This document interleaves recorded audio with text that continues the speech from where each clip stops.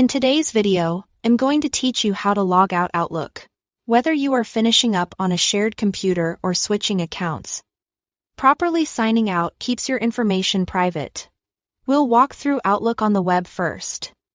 Then the Outlook desktop app, so you can choose the method that fits your setup. Open Outlook on the web. In the top right corner, look for your profile. This might be your photo, or if you haven't added one, your initials. Click it to open the account menu. From that menu, select Sign Out. Outlook will begin the sign out process and take you to a Microsoft Sign In page or a confirmation screen. Important security tip. When you are done, close all browser windows to complete the sign out.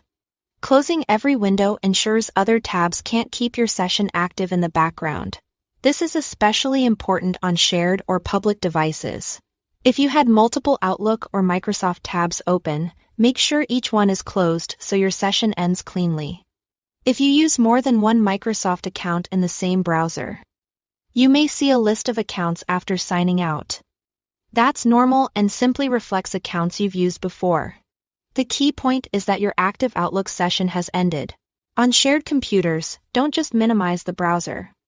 Fully close it and, if possible, quit the browser app so all sessions are cleared. Now, let's do the same in the Outlook desktop app. Open the Outlook app on your computer. In the top left, click File to open the Backstage view. From here, choose Office Account. On some versions it may simply be labeled Account. On that page, locate your account information and select Sign Out. Then confirm if prompted. This signs you out of your Microsoft account within Outlook and other Office apps on that device. Before you sign out, it's a good idea to save any draft emails and finish sending messages. Since certain actions may pause until you sign back in, drafts already saved to your mailbox will remain there, and any items stored locally stay on your device. When you sign back in, Outlook will reconnect and resync your mail, calendar, and contacts.